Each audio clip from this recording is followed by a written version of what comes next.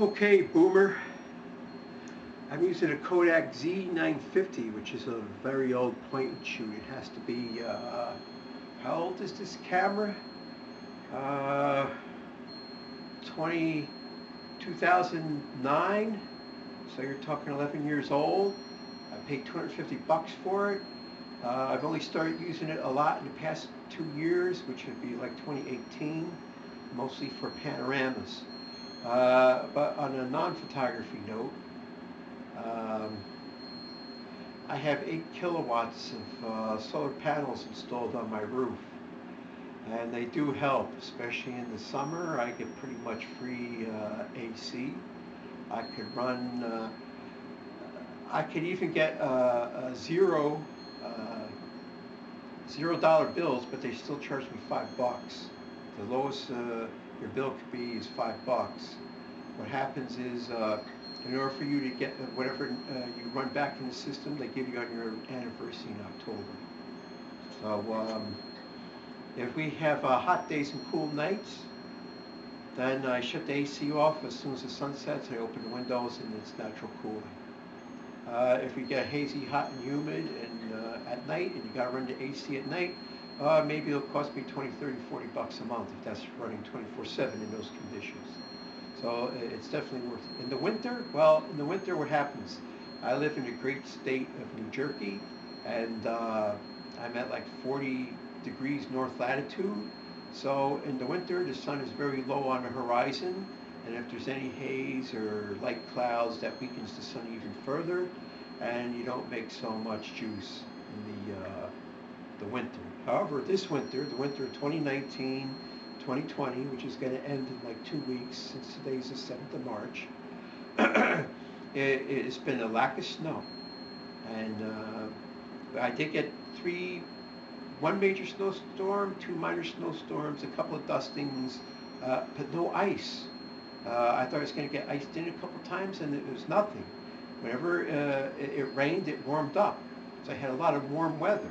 And in fact, when I look at the electric bill, since my house is all electric, it tells you what the average temperature this year is compared to last year. It's 3 degrees warmer, which is a big deal. Um, November and December were particularly rainy and cloudy, and although it wasn't cold, we did get a couple cold snaps, but only come like 3 days at a time instead of getting like 10 days or 3 weeks at a time. And I mean cold, I mean nights go down below 20, teens, single digits Fahrenheit. Um, Starting in January and February, I got a lot of sunny days where the panels were actually putting out juice. Where even if it was only for like 6 hours a day, uh, instead of I look at the daily graph. I have a smart meter and I can look at my hourly usage, and I say I'm using 2 kilowatts an hour.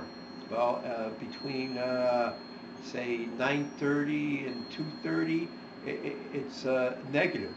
So not only is it replacing all the juice the house would be using, but it's making even more and sending it back to the grid. And towards the end of February, I noticed I was getting like even more juice being made. And instead of using 1.5 kilowatts an hour or 2 kilowatts an hour, imagine you making 500 watts an hour. That's a big deal. I was doing that a lot in February, and here is March, say it's the 7th.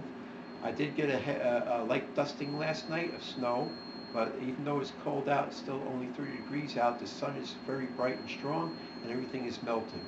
So mostly some of the plants had snow on them, the lawn had snow on them, the roofs of cars had snow on it, but the ground was warm enough to keep the snow off, and whatever there was is melting now. So today, even the panels are clear, so they're putting out juice. So what's going to happen is I'm going to make a lot of electricity today, and that's great. And we're supposed to have warm weather next week, 60s, 50s. And even if it's cloudy, as long as I'm not using a baseboard electric, I'm still going to be making electricity. So it looks like I did it really good this year with the solar power, really good. So is it worth it? Well, I don't know. If you hate the electric company, it's worth it. I'm making electricity. I'm denying them electricity. You know, it's the panels I own, they're mine. I'm a micro generator, so the hell with the electric company. Oh, and that's another thing. Late last night, like around 8:30, well, in the evening, I had a momentary power outage. You know, I was sitting in a room surfing the web, and all of a sudden the lights went out for like a second. And it happens at least once a month, and sometimes a couple times a month. I have these some HEPA filters that run off a microprocessor, and when the power shuts off, they think you shut it off, and I gotta go in the house and turn them on. So that's another thing. I hate the electric company because they're so intermittent. You know, it's almost like a third world grid we got. So I figure anything I could deny them, it's worth it. And right now, I have some portable solar power generators I made, where it's got batteries, inverter, a charge controller, and a panel. And I roll them out in the driveway. And right now, I have an extension cord running into the kitchen, and I'm brewing tea in a coffee maker. I just put a tea bag in and turn it on. So I'm saving that. I'm going to make oatmeal in a rice cooker. You know those $20 rice cookers you get? They're like five cups. I make oatmeal in them. And then I have a bread machine, and I'll probably make bread today. So all that is going to go off grid through my solar carts. And I didn't do much. Off gridding this year because in like I said, November, December it was very cloudy and rainy, and then I'm only home on weekends. I got to go to work, right? So if it's crappy, I don't even do it. I was using mains power. In January and February, I still did not do any off gridding because you know, even though the sun may be out and it's powerful, what happens is, say it's sunny on Saturday, and I use one of my solar cards and I take it down to like 80% charge. Well, it's going to take 6 hours to get back up to 100%. So you're going to need the remainder of Saturday, and Sunday has to be sunny too. What happens is Sunday is cloudy, you don't get any juice. Or conversely, Saturday was cloudy, and then I don't get, and Sunday is sunny, and I can't recharge the battery. So for January and February, all I did was maintenance charge them. But then towards the end of February, the last weekend of February, leap year weekend, I was able to offload my morning breakfast on the solar panels, my carts. And then today, I'm offloading it too. And we'll have to see how it goes through the rest of the spring, how much I can offload. So to me, it says, oh, my electric bill was $344 for February. That's actually sort of low. Sometimes it's 400, even more. You know, I had bills like $600 already, so I was pretty lucky. But still, anything I can offload, anything that I don't have to send my money to electric company. I could go to take a Disneyland cruise every summer, but I can't because I got to pay the electric company my Disneyland cruise. Or every 5 years, I could get a nice used car, like a 4-year-old used car, but I can't because I got to send it to the electric company. Or anything else that I want to do.